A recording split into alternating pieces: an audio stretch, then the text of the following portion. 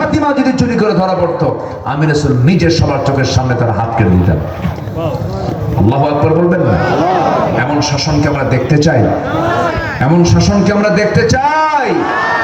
সেই শাসন দেখার জন্য আমরা চাবো কিচ্ছু না, আমরা চাবো আল্লাহর দেওয়া ইসলাম, আল্লাহর দেওয়া কোরআন আমার সমাজে চালু দেখতে চাই। সবাই চান না? সবাই চান না?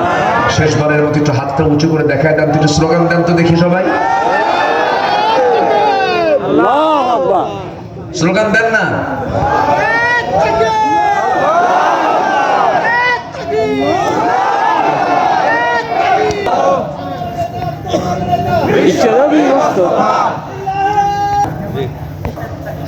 এটা মাদ্রাসা, সব একসাথে একদম কম্বাইন্ড। আলহামদুলিল্লাহ, কমপ্লেক্স। আল্লাহ তুমি এই মাহফিলকে কবুল করো, জোরে বলি আল্লাহুম্মা আমিন।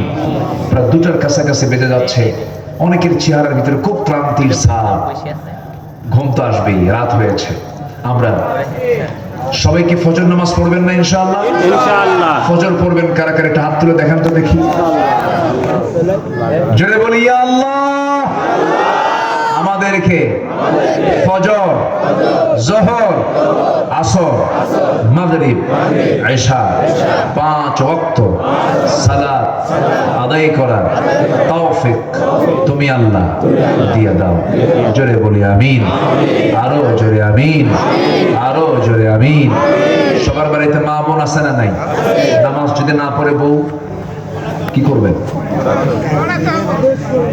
যদি না পড়ে তাহলে কি করবে? দেখছেন, মারবে।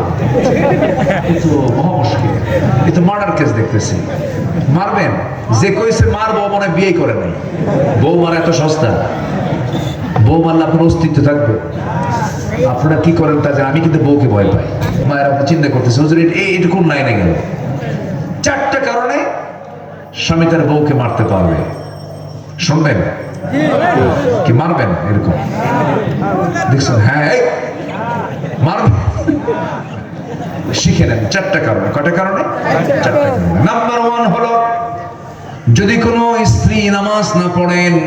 নাম্বার 2 যদি রোজা না রাখেন। নাম্বার 3 পর্দায় যদি না থাকেন। নাম্বার 4 হলো স্বামীর যদি আনুগত্য না করেন। এই 4টা কারণে প্রত্যেক স্বামী তার স্ত্রীকে শাসন করবেন। শাসন করার শর্ত আছে। মারতে গেলে আপনি 1.5 হাত লাঠি দিয়ে মারা যাবে না।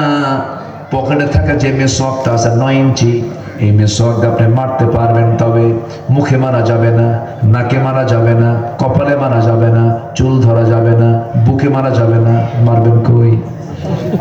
আর এই দৃশ্য যদি অন্য কেউ দেখে তখন বলবে মারে না সোহাগ করে। লাইনে ছিলেন, উপায় নাই, মারার কোনো কায়দাই নাই। আমার মাদের কোলে যখন পানি আসছে আর বলতেছে হুজুর খুব ভালো। জি আল্লাহ তুমি আমার মা বোনদেরকে পর্দায় মেনে চলার তৌফিক দিয়ে দাও, ইসলাম মেনে চলার তৌফিক দিয়ে দাও, 5 ওয়াক্ত নামাজি বানাইয়া দাও। চেহারা সুন্দর হলে চেহারাকে ঢেকে রাখার তৌফিক দিয়ে দাও। চেহারা সুন্দর হলে কিছু কিছু মেয়ে আছে খালি দেখায়, দেখে না? এরকম দেখায় না? সুন্দর মেয়েরা কি দেখাতে পারে? দেখাতে পারে কয়জনকে? একজনকে দেখাবে, আর বাকি কাউকে দেখানো জায়েজ নাই। ঠিক থাকতে হবে। এমনকি নিজের বাবার সামনেও মাথায় কাপড় থাকবে, বুকে প্রশস্ত কাপড় থাকবে, ঢেকে ঢুকে থাকবে। নিজের ছেলের সামনেও কখনো একজন মা বুকের কাপড় খুলে বসতে পারেন না, মাথার ওড়না খুলে বসতে পারেন না। অবশ্যই মিনিমাম একটা শালীনপূর্ণ পোশাক মেয়েদের পরার দরকার আছে না নাই? আল্লাহ তুমি শালীনতা নিয়ে মেয়েদেরকে চলার তৌফিক দিয়ে দাও, মা বোনদেরকে চলার তৌফিক দিয়ে দাও। জোরে বলি আমিন। এই আশাবাদ কামনা করছি। আমি আর কথাটাকে না বাড়িয়ে যতটুকু